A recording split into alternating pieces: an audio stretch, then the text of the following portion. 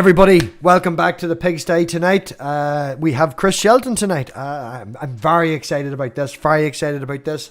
Everybody who has knows anything about Scientology knows that Chris is the man in the community to tap for that sort of information. So I do apologise. His links don't seem to have appeared in the description. I'll have to update them otherwise. But Chris, for the people who's not watching, do you want to shout, scream, let them know who you are?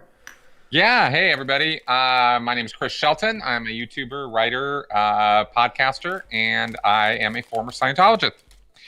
And I was involved with that for many, many years, decades. And now I've been out for 7 years talking about it, wrote a book about it, podcast, not just Scientology, broader stuff that relates to Scientology and destructive cults and psychology and sociology and stuff like that. So I always love opportunities to get out there and talk to people.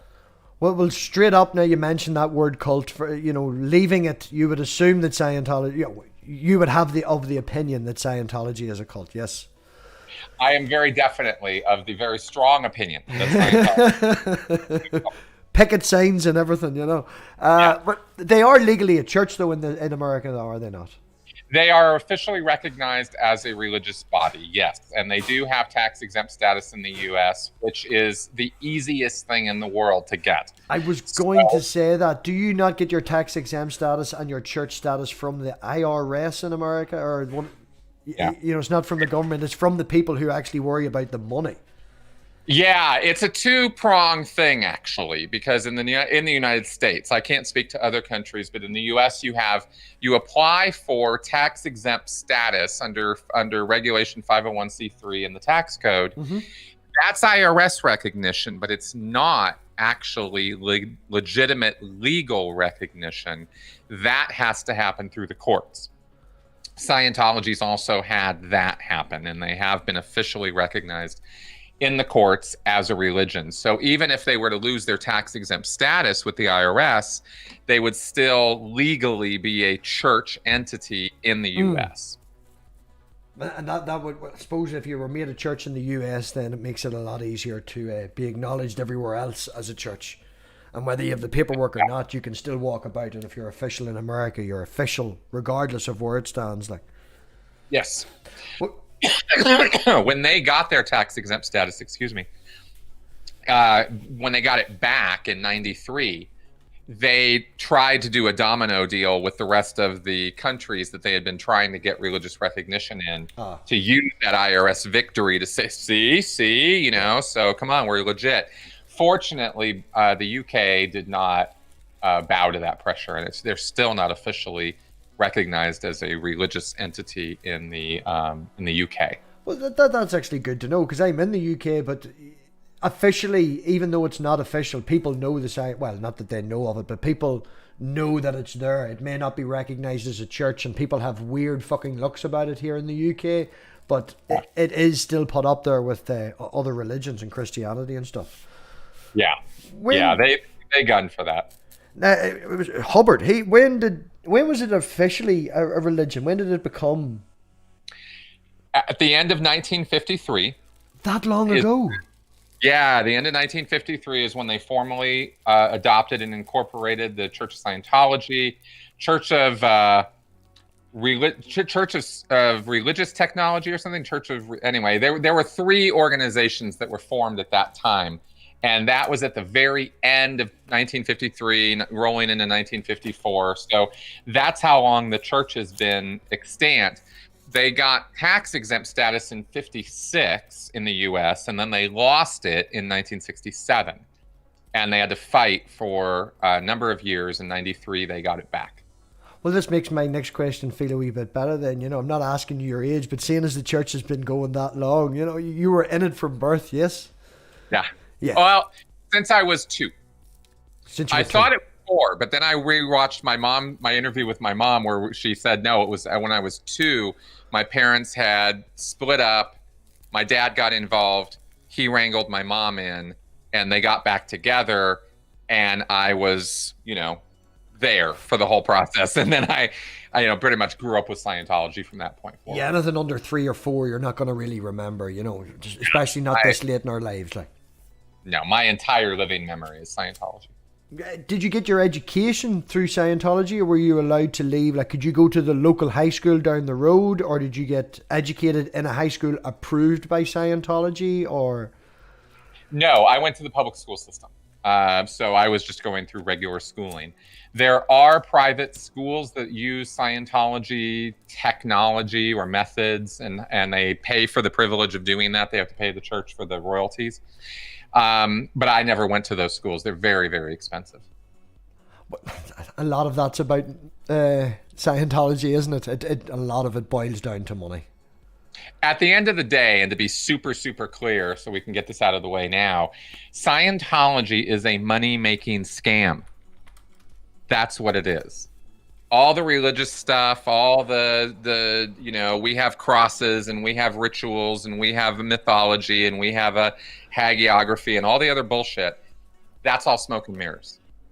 It's real. Scientologists believe it, but it's all smoke and mirrors. At the end of the day, it's all about the money. I think I'm probably wrong in this, but is there not something that Hubbard said himself about making money compared to his fiction and religion? There's some sort of a quote or a phrase there, isn't there?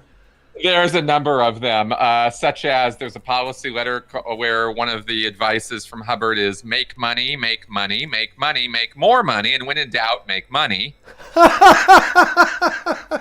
It's not really any more obvious than that.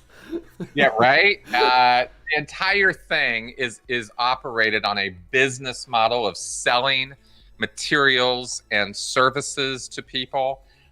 Whether it's classwork or whether it's counseling services, which they call auditing. It's even questionable to call it counseling. That's not really what's going on. But it's all a business model, and there are fixed rates of donation that you have to pay in order to get these services. So, how's that any different from a business? And whenever you're working for the organizations, you basically are a slave. Would that be right? You're not working for any money at all. It's working for free. The money they make, they don't pay you.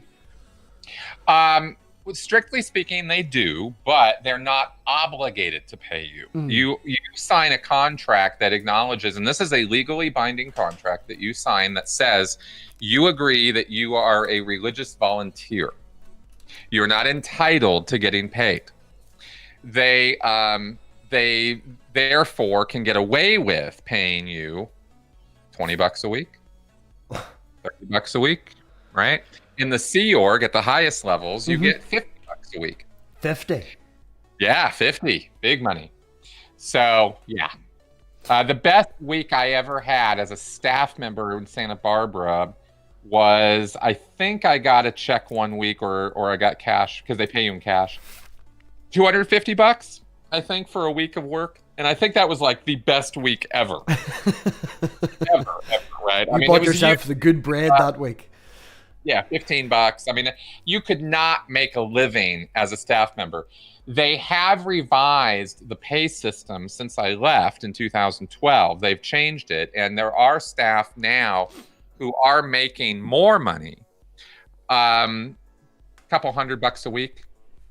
So again, not a living wage. Yeah. And this is full-time work, mind you. This is not 10 hours a week, 12 hours a week, anything. This is 40 minimum. I worked, sometimes 70, 80 hours a week at the church. Did you go straight into working for Scientology after you left high school, or did you go work in McDonald's for a while? Or as you were growing up in Scientology, like with the Christians and fundamentalists I find in America, did your parents indoctrinate you, so to speak? Did you grow up with this all in mind and believing it all, and I'm leaving school and I'm going to go and preach the word of Xenu? Kind of. The entire time I was in Scientology, I never heard the word Xenu. Didn't hear it till after I left because I didn't get to that level. Yeah. I started doing services in Scientology when I was 15 years old, like official, paid for the services, went and did the courses. This was in Santa Barbara. And then I graduated high school, and then I got recruited to start working for the church. And I worked at the Santa Barbara organization, which is very similar to, I think, like the Dublin organization. It's like a city level church. Mm-hmm, mm-hmm. I did that for 7 or 8 years. And then when I was 25 years old, I joined the Sea organization, the SEA, as in ocean, as in, sea organization. Yes. And that's the upper level, hardcore fanatics, and that's 24/7. All you're doing is Scientology, and that was I did that for another 17 years, so 25 years working for the church altogether. So you didn't have much of an outside life, very little internet and regulated books and things like that. No looking up at the top shelf porn magazines, not a lot of that. That's exactly right. Yeah, porn. They hate porn, man. They're not into porn at all. Very much into controlling your sex life. So yeah. Well, it's the same with every other religion. I find that the reason, in my opinion, that sex can be very important to certain religions and the abstinence of it is because if you can teach someone to control their basic human urge, then you can manipulate them and control them in an awful lot of things. And not to say that they don't, because there is that repressed nature. People, obviously, you look at the South in America, it's probably the biggest searched porn hub out of the rest of America. But it puts that across. It teaches people to compartmentalize. It teaches you to, stand in line and take orders. Well, exactly. It is indoctrination. And there is a difference between indoctrinating someone and teaching or educating someone. And a lot of Scientology has some pretty heavy indoctrination. I, obviously, as a child, was indoctrinated. All children are. But I was specifically indoctrinated in Scientology principles, a Scientology worldview, not necessarily an extremist mindset that young. I was just given the idea that this is how the world works, and it didn't even occur to me to question it. So, that was just your standard upbringing. But I very much grew up with a heavy bias towards, pro-Scientology, thought that I, was a spiritual entity who would live forever, and that kind of thing. The principles of Scientology were used on me when I was being raised. Now, you say you left in 2012. Was it something that happened? You walked down the stairs and found Santa or Xenu, or as you say, you didn't hear it. But what was it? Was there something big, or was it? You'd reached adulthood, you'd moved away from where you'd originally started, less pressure, more freedom? Well, a combination of things. It was a 10-year process leaving Scientology. Is that just the paperwork or how you felt in yourself? Oh, no, I mean the seed planting out, right? Yes. It was 10 years before, it was 2002-ish. When the first thing happened that got me really questioning what was going on around me.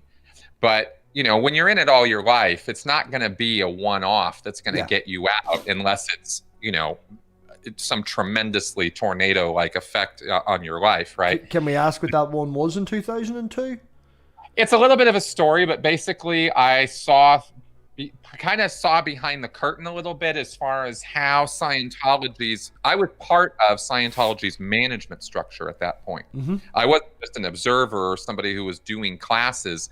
I was working at the management level. So at the continental management level. So I was overseeing delivery of Scientology across all of the Western United States. That was my job.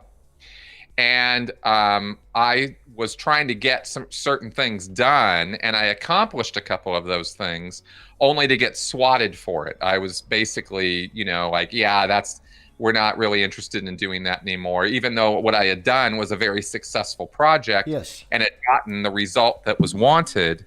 But I then said, okay, let's repeat that. Let's do that again here and here and here and here, right? Let's get things going. It's working, yeah. It was like, no. You're not going to do that. You're going to go back to the basement and you're going to get back to slave labor, and that's what you're going to do. And I was like, wait a second. You guys have been telling me all these years we want to do this and this and this. Here's a way to do it, and you guys aren't interested? What's up with that? And that was the first, right? Like I said, it took 10 years for it to grow into something, and other things happened. Many other things happened over those 10 years. Do you think it comes down to the fact that maybe possibly they were, knowing that it was a cult, knowing that it's a money business, and realizing the difference at that level, seeing that you've reached this level in the organization, but you've been in Scientology as a child, and we can't tell you this is bullshit. because you'll not work for us no more. Where these people possibly knew that it was a business and knew that it was money and was like, oh shit, he's going the wrong route. Oh, no. It was much more complicated than that. No one in Scientology thinks it's a money-making scam except the guy at the very top. No. It's an organization of fanatics. I mean, let's be super clear. These are people who are all in on Scientology's message. And the message is a message of saving the world. And Hubbard was a powerful writer. Say what you will about the guy, and I've said a lot of very critical stuff about him, but he didn't have a way of putting words together. And when you are in a mindset where you think this guy knows what he's talking about, he's hitting you with, look, what we're doing in Scientology isn't a game or something cute or something to do for lack of something better. The actual future destiny of every single person on this planet depends on what you do here and now with and in Scientology. Right? That's the attitude, right? It's very hardcore. So I was all in on that. Everybody around me was all in on that. And this little light bulb moment was a sort of like, wait a minute, but I thought we were here to do this. And now you're telling, like it was that kind of a thing. But the people who were telling me that weren't aware of the money-making scam of it. They were just operating on some other weird orders that they had gotten because the management structure in that place is insane. Well, that's it. If you keep everybody in cells, they don't converse with each other. Limit the information that everybody has. So it's nobody really gets inside the bubble world of Scientology, and it is a bubble world. You don't get what's going on. You don't get the objective 3-foot view, 300-foot view of the thing at all. You're totally enmeshed in it. So it's a very different mindset. I've seen people who have joined the organization from an adult stage, and they literally do break the person down. It does seem like from what I've seen, you could make a correlation between Navy SEAL treatment and things like that. You're there to destroy the person's, not their soul, but you know what I mean, to destroy their confidence in themselves, because they literally do take everything from you. From the small amount of documentaries that I've seen when they go in, you don't get to keep your money or your house or anything like that. It all gets donated towards the actual organization. For the most part, yeah. Scientologists, there's 3 levels of Scientology commitment. And the public level, which is sort of like the bottom of the base of the pyramid, if you want to put it, analogize it that way. The public level are the guys who are paying for services. They have jobs, they have families, they got kids, they got the house with the white picket fence and all that. They're not, they're committed, and they're all, and they eventually over the years get indoctrinated into it and buy into it and all that. And from that pool of people, you select and recruit your staff members, which is the next level up, the city level staff. Like I was saying, I got to be on staff in Santa Barbara. Yes. That's your next, big level of commitment to the organization. Not everybody does it by far. It's not like it's mandated or expected that you're going to be a staff member, but they push hard for it. Yes.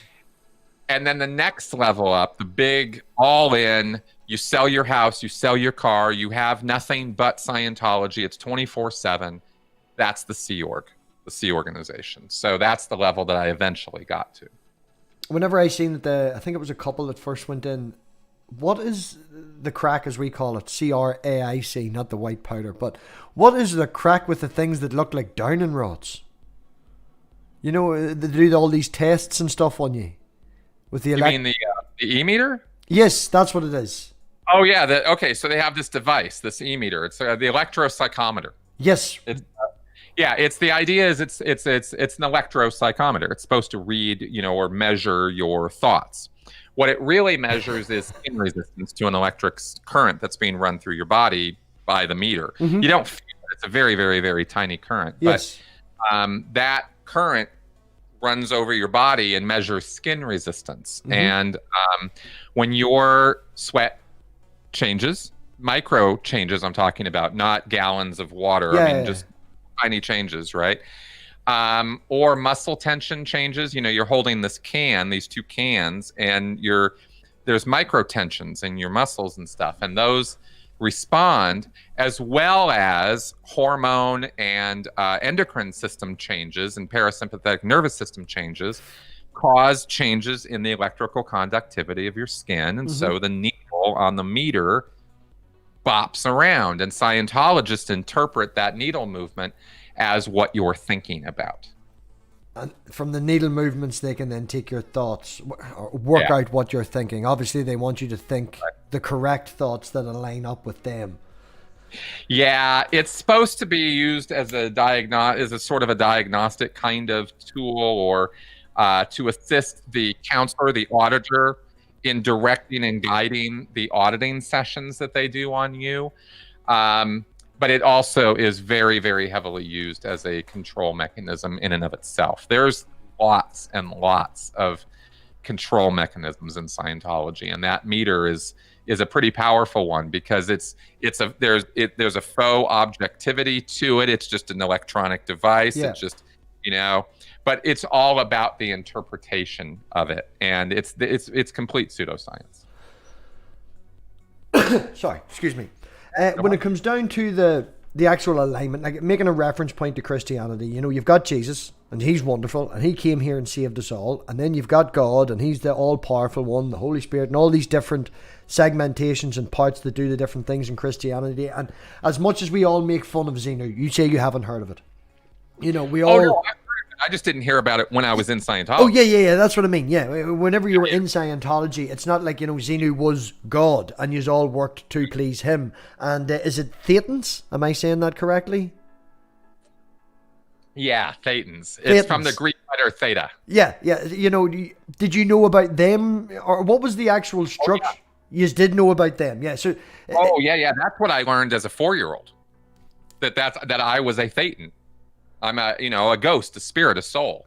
Yeah, so that's what I'm trying to work out, is how was it that, if you knew of Thetans from you were 4, what was the actual process that, like, were you a good person and then the Thetans went, oh, he's a decent lad, I'll just fuck off and leave him alone? Or did you have to work, do works? Or what was the idea that you were taught if you didn't get to the high level crazy? So we're clear on the fact that I am a Thetan, right? Right. Okay, you are a Thetan. I am a Thetan. You are a Thetan. That is what you actually are. You are a disembodied spirit, a soul, a Thetan, a spirit. Yes.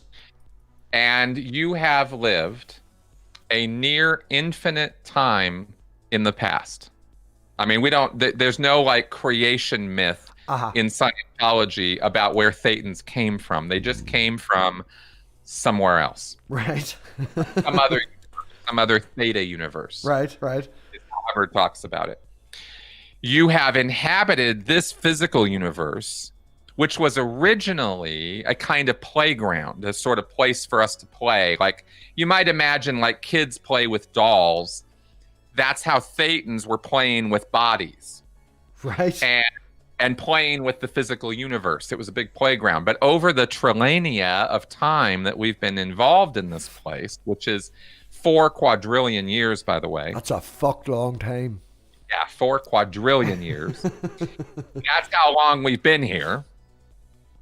So when I say a near infinite amount of time, that's, it's a big number. Go ahead and count to a quadrillion for me. I'll wait a few thousand years for you to get there, right? So that's how long you've been here, and over all that time, you have degraded. Your spiritual nature has degraded, and your ability to remember what's happened to you is degraded, and you have gotten so bad off that you don't even remember you're a Thetan anymore, right? You're caught up in this cycle of life after death, after life, after death, after life, and you've had billions of lives in this universe. So reincarnation. Well, not reincarnation, just a different play toy. Yeah, it's kind of like you die, and then you are sort of compelled through a long series of hypnotic commands that have been given to you, again, over all these lifetimes.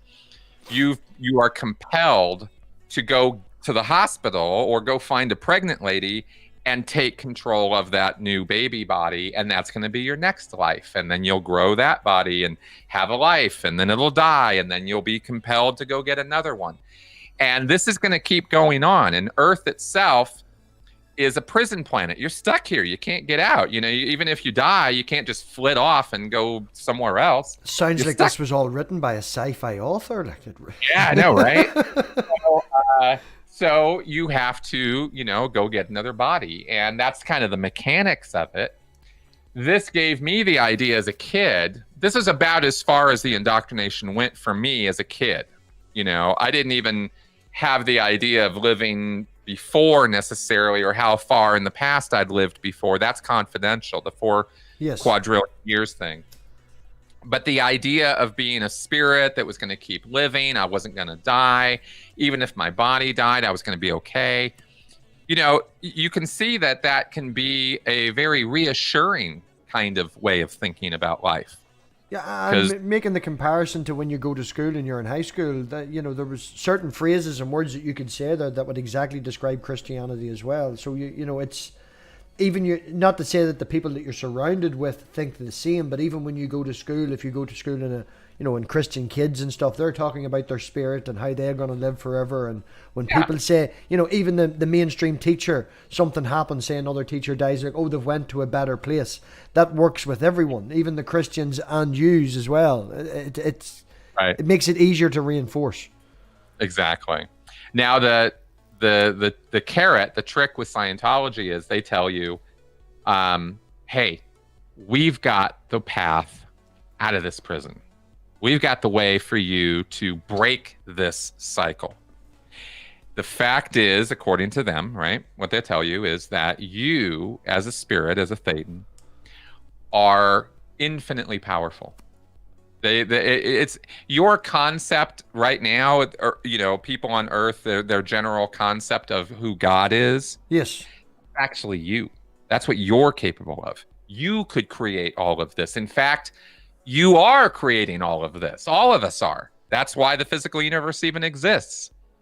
So it's sort of this group creation, not group delusion. It's very real. We are creating it, but it's something we're all part of. And that's part of the reason we're all stuck here. So Scientology promises to show you through L. Ron Hubbard's writings and research and discoveries the road out of this mess so that you bust out, you're free, you can keep coming back, but you're in a position of knowing and willing cause over your life. You're the one who's in the driver's seat. You're the one who is in charge of what happens to you, not fate, not accident, not, the hypnotic commands you received 50 million years ago. You're the one who's in charge, right? That's the goal, or the end result of what Scientology promises. And it's a pretty big promise. Yeah, to be elevated to the stature of God as well. Yeah, that's a big thing. Yeah, not only in the servitude of him, but right up there with him and having the same abilities and all the rest of it. I can see the appeal. Yes. In fact, the whole concept of God kind of just pushed under the rug in Scientology. God's not a thing. No one really cares about God in Scientology, the creator, the, allness of all, or whatever you want to call it. They're gunning to make themselves God, not worship God or recognize God or realize that there is a creator. None of that has anything to do with what Scientology is about. Yes. Which is why it's so hypocritical whenever you hear Scientologists talk about God or divinity or recognition of God or anything like that. It's all just a farce. They don't believe in God. Not officially, not as part of the dogma. Yeah. And you were, I think I seen, did your parents leave before you did? Yeah. Yes. Yeah, they got out before I did. They got out in the early 90s. They went what we call under the radar. They didn't make a lot of noise. They just sort of faded away. Yes.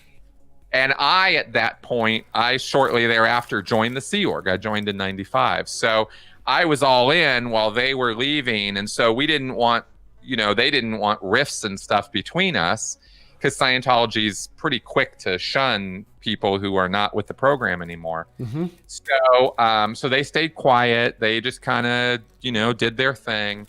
And we maintained a relationship anyway, and really good that we did, because they ended up being my initial support system when I got out. Did they in any way encourage you after they left to leave? Did they start dropping hints or maybe leaving the odd book around that they just accepted, we've done this, we've raised him in it, he's very involved, it's a big part of his life, at least he's happy, and just sort of stepped back?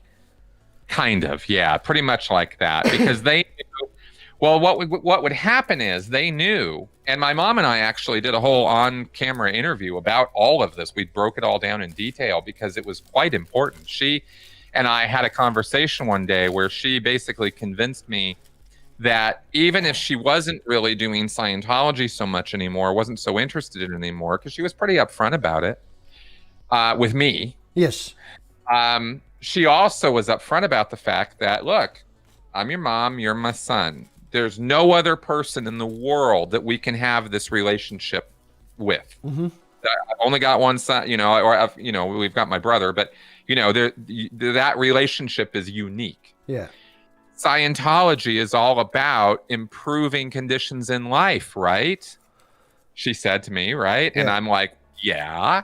And she says, good. So if you and I sunder ties because you disagree with me not doing Scientology, is that Scientology, right? And I was like, ooh, gotcha. Yeah, that's a gotcha. You got me on that one, right?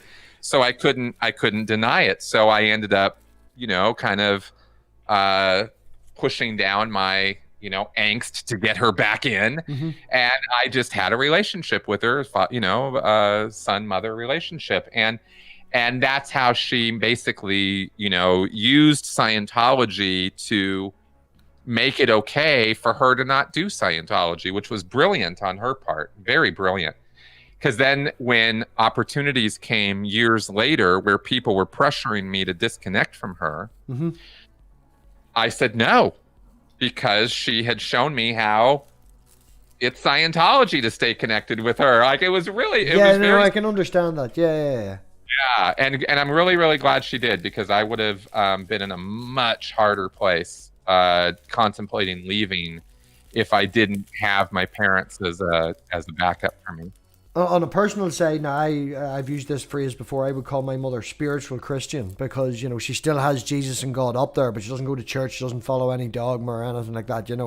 It's very open and just it's just the way it is. We're just going to accept it. It's not like she's not someone that prays or anything like that there. But whenever I left the faith, I left quite young, and I remember there was one instance where my friend would come in, and we were having the conversation in the living room, and she just literally walked in, seen what was happening, laughed, turned to my friend and went, "He knows the Bible better than you, fucking good luck to you," and just walked out again. When you have that acceptance from your parents, regardless of your beliefs, it is massively supportive. Because even though you've got a wife possibly, or a girlfriend, or you've got your brother, your parents are your parents. And if your parent turns around and says, I don't agree with you, or even worse, what my mother used to do to us, instead of maybe smacking us or shout at us, she would just turn to you and go, I'm very disappointed in you. And then not talk to you for 2 days. Doesn't that just kill? My dad would do that. And Melissa and I were just talking about this the other day too, because her dad was like that. We didn't get physically abused as kids. It was just I'm so disappointed. Yeah. It just kills you. Oh man. Yeah, and just not talk to you for 2 days, and she sets the dinner down in front of you, eat, go to bed, brush, just the absolute minimum. And by the end of it, you're like, look, can you just punch me and we can just go back to the normal? It's awful. Yeah. Again, on a personal, I remember one time we went up the mountains down south, and it's the RTE area when they used to have send the TV signals out, no analog. And it was like a point on the top of a mountain, and me and my brother always would go on adventures, and a few other kids wanted to go on the adventure as well. So there's 6 of us, and parents ringing the police, going mad, panicking. Where's the kids? Oh, we're just out walking over the mountains. And you come back, and I can't remember if she hugged me then hit me, or hit me then hugged me. It's like, thank fuck you're not dead. You fucking bastard, don't ever do that again. Exactly. I say your parents, did they stay together after they left Scientology? They did not. No. Nope, they got divorced. They actually both remarried non-Scientologists. And did they leave Scientology together? I not mean to pry or anything like that, but did they leave together and then find someone else, or did they break up during it? Or do you think Scientology, as you said, they got back together because of it? It wasn't a savior of the marriage. It was maybe giving them a structure to drag out the problems, possibly. That's exactly what happened. And there were issues, but in the end, they had kind of, gotten to a place where they were staying together for my little brother to finish raising him, because I'd already moved out of the house. And they did that, and then they pretty much said, okay, we're done. And then they divorced. And they were pretty much out at that point. They were not really, the divorce and Scientology, or the practice of Scientology, were not related incidents directly. But the staying together, you find that you're after your father, using speech quotes, dragged your mother into it. It kept them together for a while. Yeah, they were together for a long time. I mean, I was 2 years old then, and I was, I think, 19 or 20 when they split up. So, yeah. So, I mean, I did have a family because of Scientology, but, there were problems, and those problems were being sort of suppressed. They were being not really looked at, and, and so you can second guess it or whatever, but I just kind of go, well, it is, it is what it is. Well, you say in your personal self, from your point of view, it was a 10-year process that when you left, and you can definitely put a date. I left in 2012. Now, being a little bit older when that happens gives you the ability to go, right, that's a fucking timestamp. I'm not going to forget that. Yeah. But, as I say, I was in around 10, 11, something like that, very young. I've no real date. I can't say. I know the point where I started to doubt it, and I know the point where I started to, lose my faith. Then there's the whole year process or 2-year process or whatever it was, till it actually happened. But you have that date. Was that like a day you stormed out of Sea Org, or do you remember packing your bag and leaving? Did you have your own house? Because I know a lot of people live in communals. They live in a community. Oh yeah, no, there's no houses. No. It's communal living. It's dorm style living. And if you're married, you get a room. So my wife and I, because I was married when I was in the Sea Org, not to my current wife. She's the wife I was married to is still in. Yes. And we had been together all the time that I'd been in the Sea Org. We got married pretty early on when we met in the Sea Org. Excuse me, because you can't have sex until you get married. Of course. We got married pretty quick. We stayed married. There's a lot of divorces in the Sea Org. I know people in the Sea Org who gotten married and divorced like 5 or 6 times. So that's pretty rampant there. But we stuck it out, and then when I decided I was going to leave the Sea Org, I wasn't leaving Scientology. I had become, over this 10-year period, I had become pretty disaffected with the organization as an organization, but I was not disaffected with the belief system. So and these are still a Thetan. You just didn't like the way the business was run. Exactly. Yeah. I didn't like telling lies. I didn't like covering things up. I didn't like the money orientation of it, but I hadn't yet twigged on what I was actually involved in. It didn't even occur to me that I was in a cult. Didn't even start to dawn on me until after I stopped working for the Sea Org, and I was still in the headspace, and I still wanted to do Scientology, and I intended to. That was my plan for my life, is I was going to now do the Scientology services and take advantage of the stuff I had been delivering to other people my whole life. Yeah. And instead, I got on the internet. And that was it. About 3 months later, I mean, I was down the rabbit hole, man. I was all in. I was like, what? Took me 3 months of reading. I mean, I was up all night sometimes. I just could not believe what I was learning. And I had been deep into this world. So it wasn't like I didn't know what was going on in Scientology, but suddenly I found out I could be involved in something for 25 years and not really understand what I was doing. Yeah, like looking from an outside point, we've all seen the odd documentary. We've all heard the stories, and you're like, how can you not see this? How can you not? But when you're reading them books and a guy says, well, they did X and Y and this is because of Z, and you're looking at it going, fuck, I did do that. That makes sense. You can actually see the progression from it. That's right. Exactly right. And you learn, this is a phrasing I'm just starting to use now, but I think it's an important one, is you believe what you need to believe. And I needed to believe that Scientology was real and that it was good and that it was working and that we were saving the world. Those were things I needed to believe. I didn't just want to believe them. You know what I mean? And it took, a bit of a sledgehammer on my head a couple times for me to like wake up from that and stop needing that to be true and realize that, this picture that I'd painted for myself of this bubble world that I lived in was an illusion. It was a delusion. And it was one that I had created based on the words and teachings of L. Ron Hubbard, what I was raised with, how I was indoctrinated and educated. I mean, all of these things created this delusionary worldview, and I had bought into it. And it took a lot of bad knocks and a lot of information to wake me up from that. And that's what happened over that time, and especially over those 3 months once I got on the internet and started reading the real deal, the stuff that I had been given access to when I was in. Yeah. So that's what happened. After going on to the internet, you see all this, you find all this information out. It's now, as you say, 7-8 years down the line, and you have your own channel, you're promoting it, you're an author, you've got books. It takes, not to make it further, but it takes some balls to get up and do this. It after a wee while, it gets easy, but it's fucking fearful at the start, even for the people who have the confidence to go forward and do it. Big time. And knowing that you've been in that cult for so long and bringing it forward, did you feel the need after you were like, fuck, I've been indoctrinated for so long?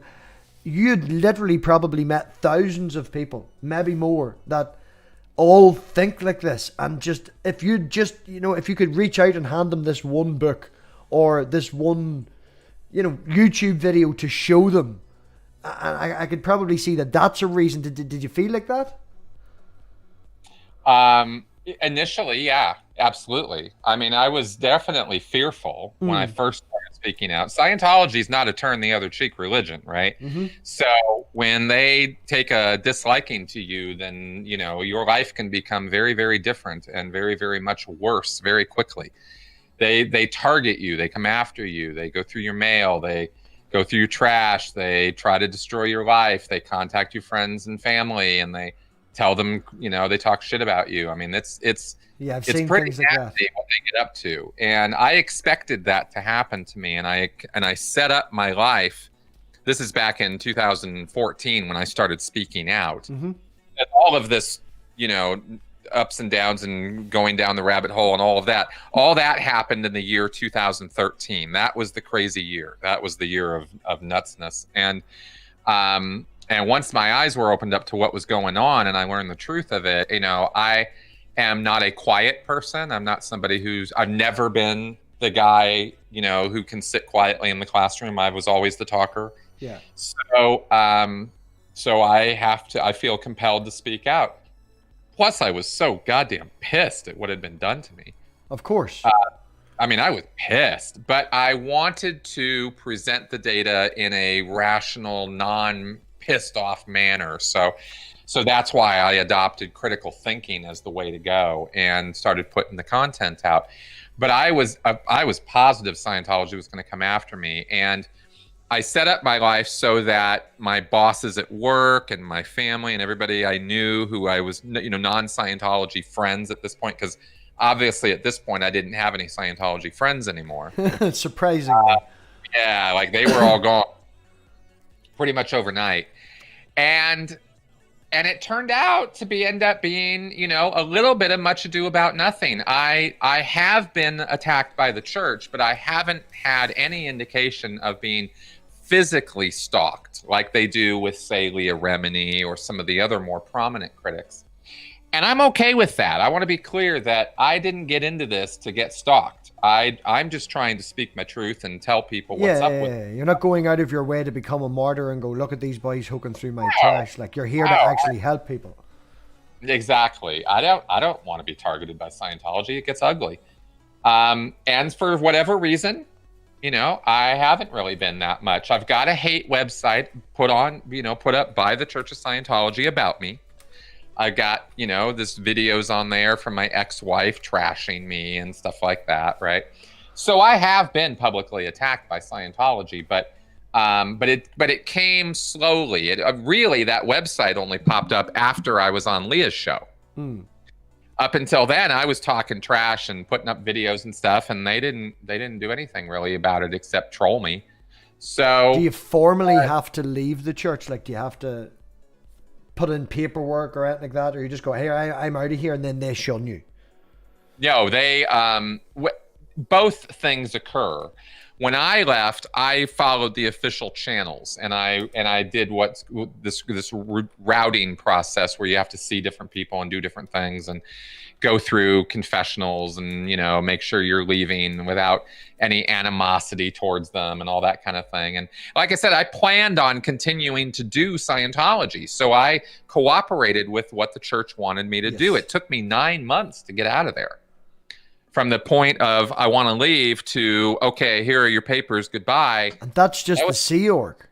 Yeah, that was leaving the Sea Org, and that was it's a formal process, and that took a while. But I did it. I jumped through their hoops. I walked the route they wanted me to because I wanted to continue doing Scientology. If I hadn't wanted that, I would have just got up and left one day. But it wasn't like that for me. Obviously, it was scary moving out. You go from this one wee room place, you went out and possibly maybe rented an apartment or anything like that. Well, your first night there, not that you were going to think that they were in your garbage checking your trash, but it was scary, obviously. Or did you feel liberated, or did you feel more scared that your first night out? Well, the first night out was, I left officially, so I was still good with the Sea Org when I first left. They were very unhappy with me for having left. But that's not a reason why they're gonna target you or fair game you. It's called fair gaming, is what they call it. Yes. You are now fair game. We can do whatever we want to you. Does not sound fucking yeah. Exactly. You're fair game. We can do whatever we want to you. Yeah, that's a thing that they do. But when I left the Sea Org, I was not labeled fair game. That's not what was happening yet, and I definitely felt very liberated. Very liberated. Just getting away from the Sea Org, because now I was back in the big wide world. And what I did, actually, I was in Los Angeles. I rented a car and I drove straight to Sacramento, where my mom lives. And I crashed at her place for a month while I got my feet on the ground and I got settled. Yeah. And I figured out what to do, and I started looking for a job and stuff like that.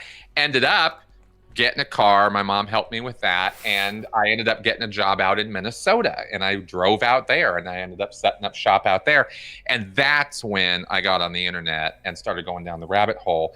And what happened was I started speaking out publicly but anonymously, but on chat boards and message boards and social media, and I started talking shit about Scientology.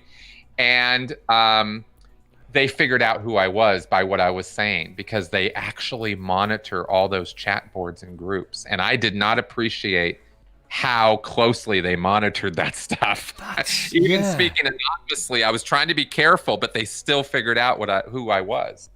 And at that point is when it became game over, because if you're talking shit about Scientology publicly, you're dead. They're gonna declare you suppressive and get rid of you, and that's what they did to me.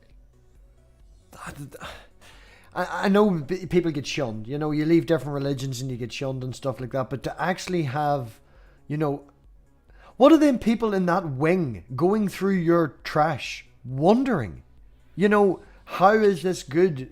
But you understand what I mean. It sounds like a whole mafia section. And when you send the hitman out to get rid of the person, the hitman's no emotions. The hitman doesn't come to your dinner table and have, salad and caviar with you. He's the bad cunt that knows all the bad stuff. It's crazy to think what's going through their mind if they're not in on the joke. If they're not in on it. No, what's going through their mind is a lot more similar to what's going through a suicide bomber's mind or a terrorist's mind. In other words, it's extremism. It's religious extremism, and I don't use these words lightly. I mean, Yes. these are this is what it is. So you have people who are so sure, they are so positive, they are so convinced in the righteousness of their cause that there is no question that what they're doing is the right thing to do, no matter what it is, even if it's blowing themselves up or killing other people. Now Scientology isn't running around killing people. They're not a terrorist organization. Yes. But mindset is right there. And I know I was in it. So it's, I know what I'm talking about with this. And it is an extremist mindset. You will do anything that Scientology asks you to do. If it had gotten to a place where, while I will say they are not a terrorist organization, because they're not, and they're not an overtly violent organization. David Miscavige, the leader, is a psychopath, but the organization as a whole does not condone violence. That's not what Scientology is about. But if they were, just to make this comparison, I would have taken a bullet for David Miscavige. I would have very easily been convinced to go commit violence against somebody in the name of Scientology or L. Ron Hubbard or David Miscavige. I would have broken and entered. I would have trespassed. There really isn't a whole lot I wouldn't have done. I was not in the place of the organization that does that work, though. So I was never given the opportunity to do any of that stuff. The Dirty Tricks Bureau of Scientology is officially called the Office of Special Affairs. Yeah. That place. And those guys are the sharks. Those are the guys who will do anything. And, you have to want to work there. They don't just assign you to OSA. You have to want Yeah, that's to work. what I was going to say. My next question was going to be, do they pick a normal person and make them work there, or do the people who have that mindset ask to work there? A little bit of both, because surprisingly, even inside the bubble world of Scientology, you are not aware as a regular Scientologist, even as a regular Sea Org member at the fanatic level. The compartmentalization of information is brilliant there. I mean, they're very good at it. So you don't ever hear about the dirty tricks that OSA is up to. They keep to themselves. All the offices are locked. They're secretive. They don't brief everybody else on all the things that they're doing.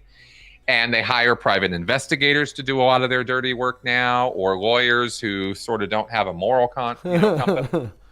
And that's how they execute those dirty tricks. So even inside Scientology, you don't know that stuff's happening, which is quite wild. But that was one of the things I had to learn about when I went down that rabbit hole, because I learned that they're very good at this compartmentalization of information. So again, it seems very cell-like, it seems very cell-like in tourists. The way that they do that, the mindset of it is so controlling.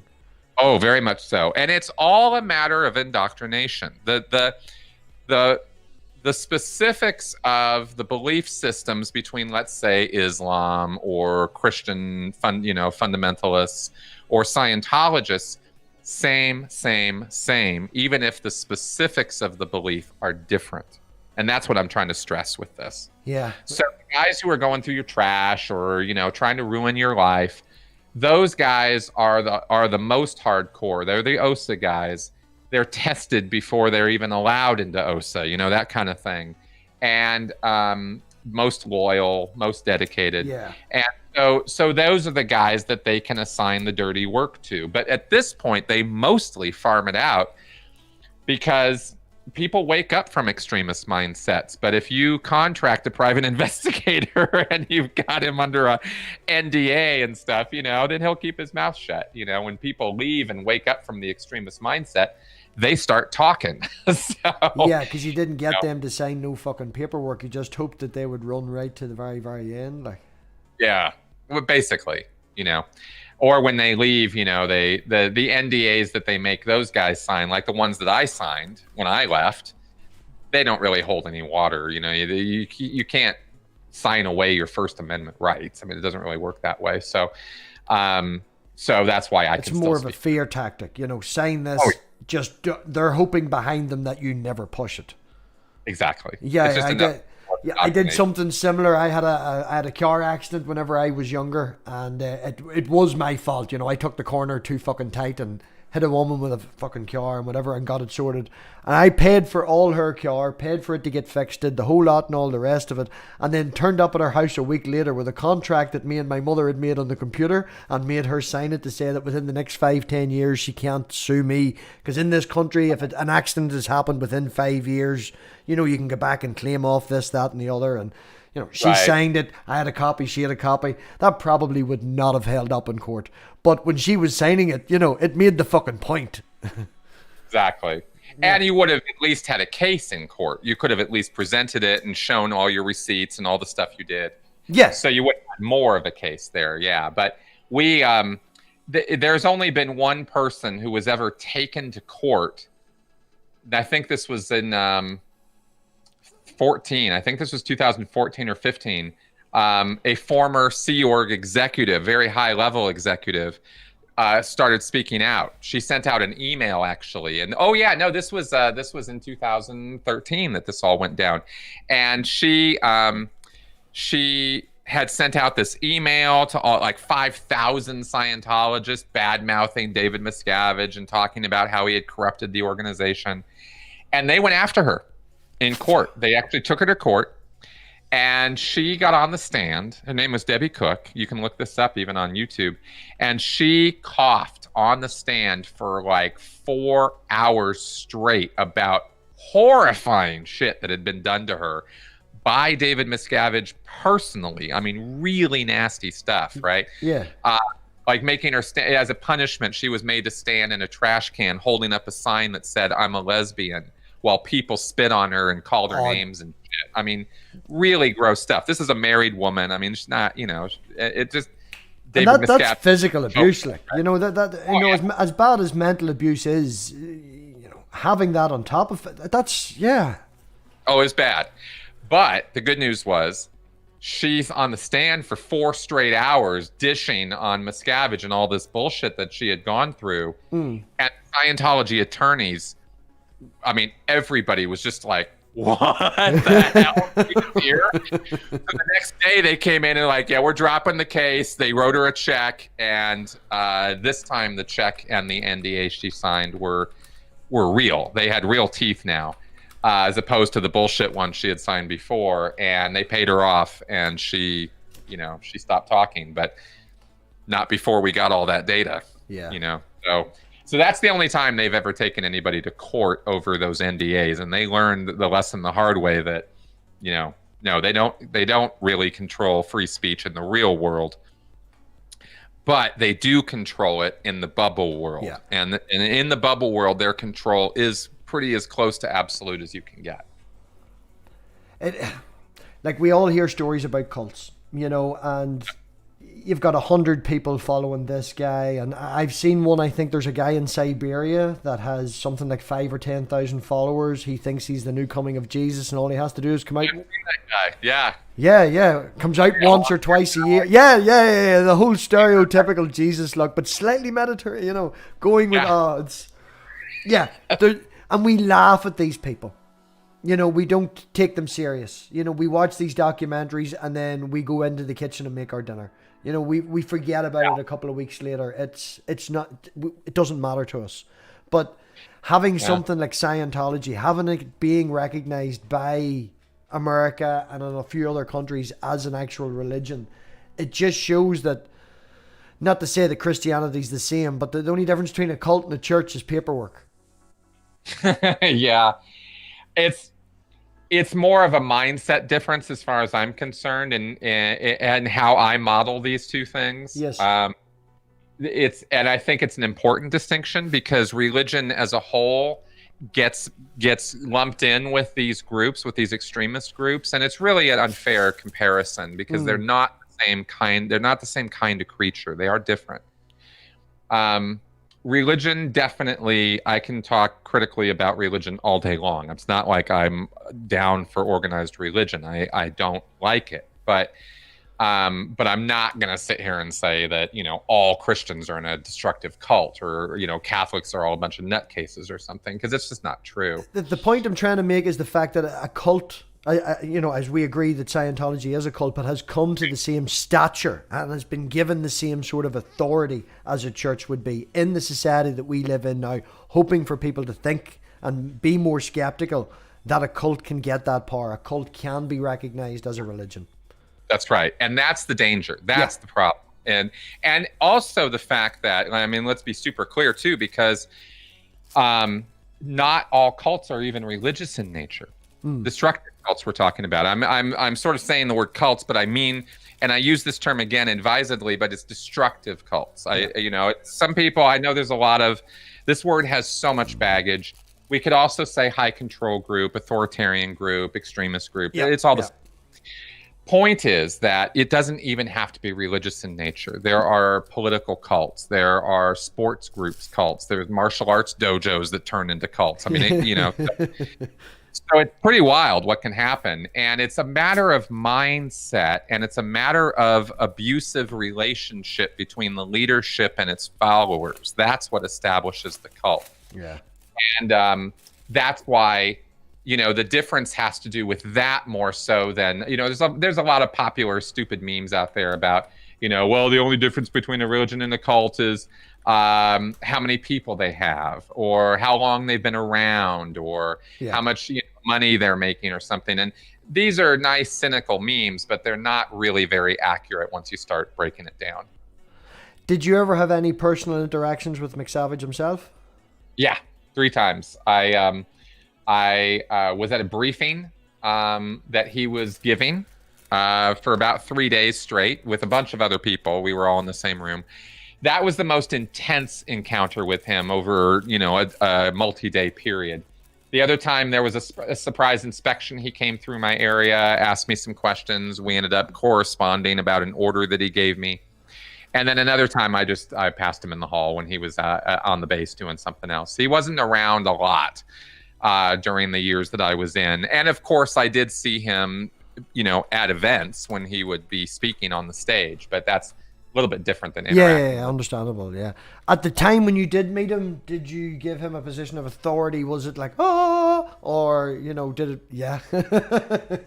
You do not fail to acknowledge David Miscavige's authority in Scientology. If you don't stand when he enters the room, if you don't salute, if it's not yes sir, no sir, how high sir, you're gonna be hearing about it. You are gonna actually be punished for that. I heard there were stories. Lots of stories. Again, boiling down to the back and forth again about the differences between a church and a cult, how the leader actually treats the people. Right. Yeah. That's right. Well, and the key question on the difference between a religion and a cult, the key difference that I think gets to people fastest is what happens when you try to leave? Yeah. The shunning, the badness, the right. Checking your trash. How much even the level of discouragement from leaving.